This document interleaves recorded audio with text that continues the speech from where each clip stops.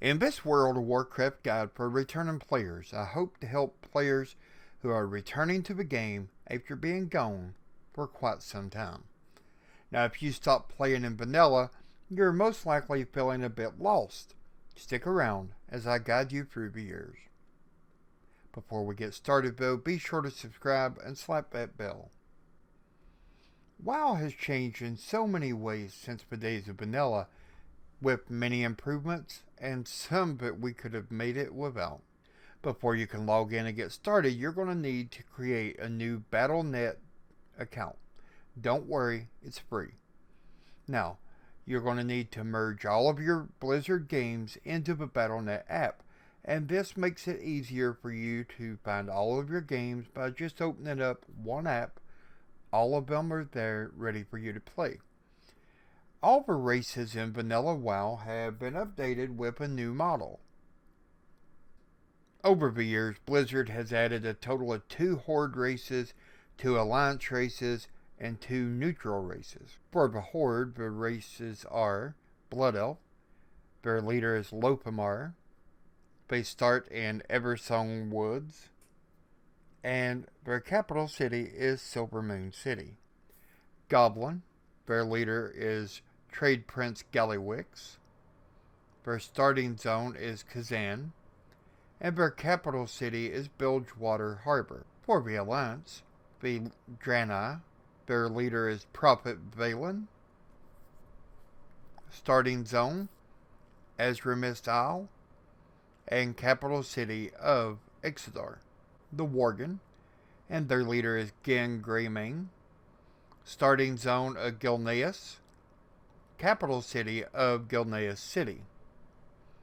Neutral races are Pandarian, the leader is Aesa Cloudsinger for the Alliance, and G Firepaw for the Horde. Starting zone is Wandering Isle, capital city of Stormwind for the Alliance, and Orgrimmar for the Horde. Now we'll get into the other neutral race coming up soon. Blizzard has also added allied races which you can unlock and play as a playable race after you've met the requirements. For the Alliance, the Lightforged Draenor, and in order to unlock the Lightforged Draenor, you're going to need to be exalted with the Army of the Light and complete. You are now prepared. The Void Elf, and in order to unlock the Void Elf, you're going to need to be exalted with the Argusian Reach and complete. You are now prepared. Dark Iron Dwarf, in order to unlock, you're going to need to be exalted with the 7th Legion and complete. Ready for War. Hultarian Humans, in order to play, you're going to need to be exalted with the Proudmoore Admiralty and have completed 8.1 Alliance War Campaign and a Nation United. The Mechanome, to unlock, you're going to need to be exalted with Rustboat Resistance and have completed Mechagonian Threat. For the Horde Nightborn, in order to unlock, you're going to need to be exalted with the Nightfallen and complete Insurrection. High Mountain Tauren, you'll need to be exalted with High Mountain Tribe and complete Ain't No Mountain High Enough. Maghar Orc, in order to unlock, you'll need to be exalted with the Honorbound and complete. Ready for War.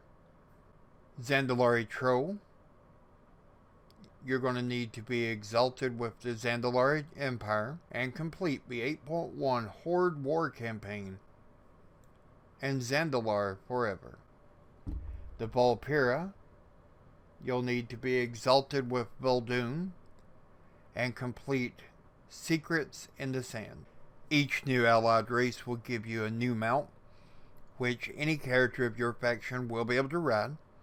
Allied races start at level 20, and if you level all the way up to 120 without character boost, then you'll get a set of heritage gear.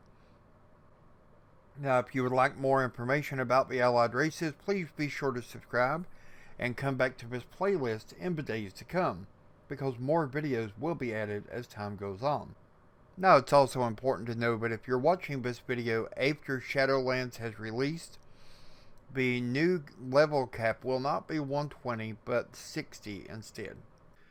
And Blizzard has released a few new classes along the years, one of which is the Demon Hunter, and this is the other class that I spoke of being neutral.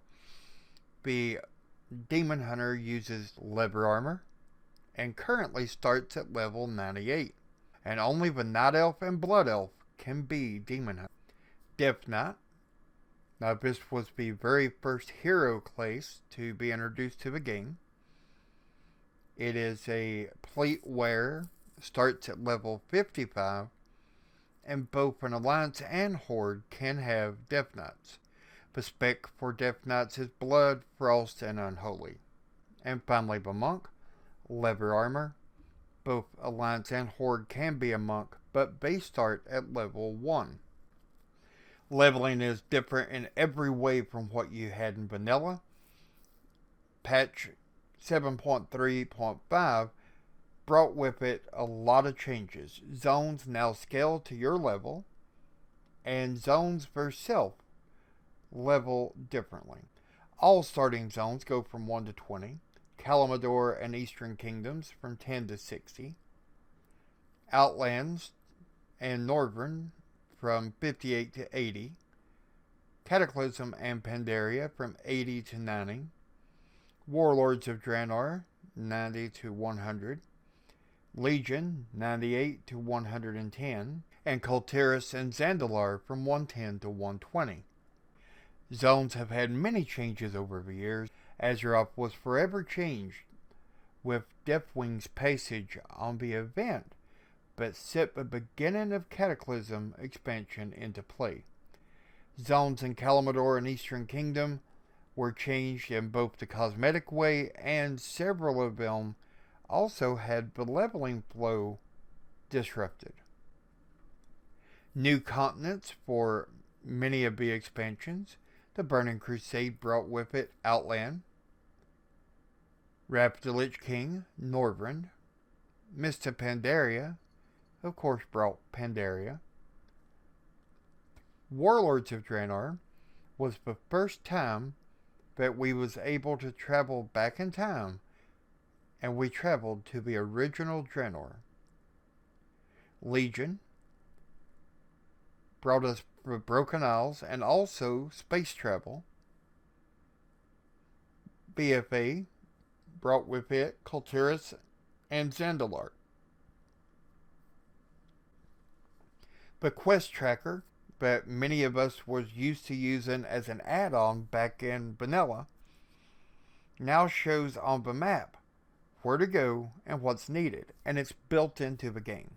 Heirloom armor and weapons scales with you and gives bonus XP to help you level quicker, and we'll touch more on this later. Riding skill at level 20 costs 5 gold, and this includes a mount, and gets you 60% speed increase while mounted. At level 40, costing 60 gold, with a 100% speed increase. At level 60, you can learn to fly. Yes, I said fly, and it's going to replace a lot of your time that you would be using on the flight path, because you're going to be able to fly yourself from point A to B a lot quicker. Flying mounts start at level 60, costing 300 gold, and gives you a 150% speed increase. At level 70, the cost will be 5,100 gold, will increase your flight speed while mounted at 280%. At level 80, the cost of flying will be 5,000 gold and give you 310% speed. Now, mounts no longer take up a bag space, which is absolutely fantastic. You learn them like you would a spell, and they are all account bound. So if you go to another server, you will still have your mounts waiting on you. World Quest is a new system that allows you to do special quests but sometimes give gear, gold, or rep. And you can complete these quests on all of your eligible characters. The reputation system has expanded over the years as well, but it still offers starting gear for new players. You can now also continue grinding reputation with certain factions pace exalted for improved rewards. Overall, reputations are less grindy, but still a big part of the game. Dungeons are as important as ever, and the loot for these dungeons are now defaulted to personal loot, which means each person has a separate chance of getting gear from each boss. Just loot the boss and good luck. Dungeons now come in 4 flavors: normal, heroic, mythic, and mythic plus. Also, every few weeks you'll get a time walking dungeon event. Now, a time walking dungeon is a special dungeon mode which allows you to relive your experience with older dungeons. A time walking event will be active every few weeks, allowing you to run special versions of the older dungeons, and you're scaled down to the original level of that dungeon. If you were to time walk in a level 50 dungeon, you will be level 50, and drops that you get there will be scaled up to your current level. Now, raids are 100% different from what you had in vanilla. They now have multiple difficulty levels, and there is no more 40-man raids. We have Raid Finder, Normal, Heroic, and Mythic.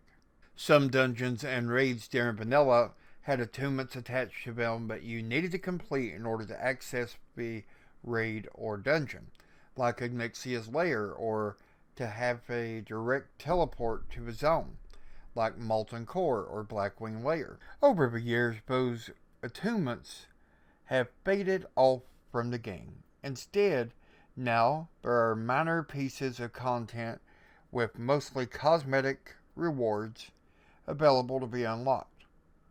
Personally, I'm not a fan of the new method, and I enjoy the attunement method from vanilla, and hopefully one day we'll see it return. Professions have been massively expanded over the years.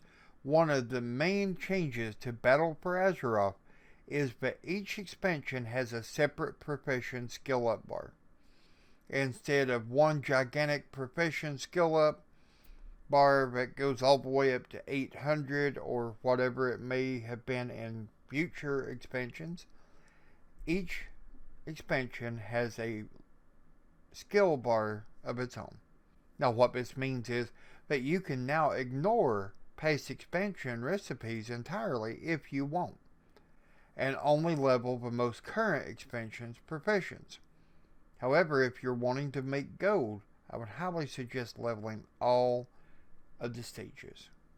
With the Transmogrification system, you can alter your gear's appearance to look like any other gear that you have already collected. Once you've collected a piece of gear, it automatically goes into your appearance tab, and you can use it to transmogrify any piece of gear right away on any of your characters that can use that type of armor. Achievements, which are self-contained game goals that offer challenges and objectives to players that like to have a lot of goals in their mind. I'm going to dive into the leveling aspect just a little more, because I do feel that this part of the game has changed more than any other that I can think of. Now, in patch 8.1, the XP needed to go from 20 to 120 was reduced in a very big way.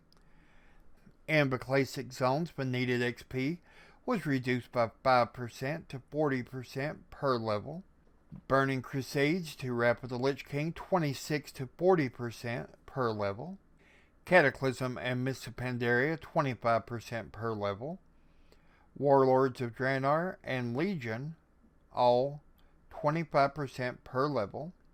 And Battle for Azeroth, 0.03 to 0.05 per level. Now, this may not seem like a big deal, but it does make leveling quicker, which is always a good thing. Just a few leveling tips for you before we move on.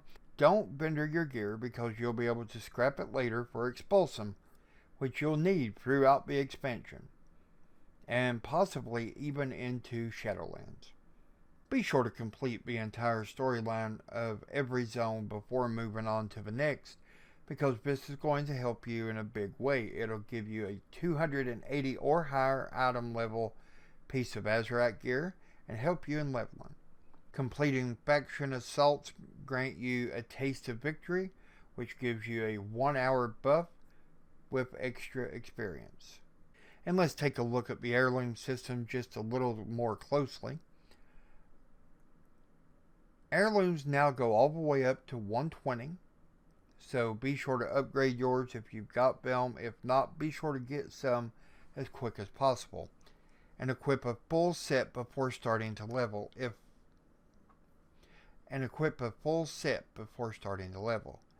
If your gear has a gem slot, grab yourself an insightful Rubelite for an extra 5% XP boost, and Drought of the 10 Lands, giving you 20 to all stats and 10% XP boost. And both of these will stack with your heirlooms and rested experience. If you cannot fly, don't worry, grab yourself a few stacks of the Goblin Glider kits, allowing you to glide for a long distance and make things even quicker. Now you will have to get up high enough so you can jump off. This does not take off from the ground. Also, we have a new mount equipment slot that you can make any mount as a water walker. Using food for a buff, be sure to use crispy bacon. Now this is a great way of increasing your food buff timer without having to eat them again and again, and it can save you a lot of money. It can be used to increase your food buff timers to a maximum of 6 hours. Now I hope this has helped you out, and welcome back to World of Warcraft. Be sure to comment, subscribe, hit that bell, and until next time, remember to level up with Hawk Gaming.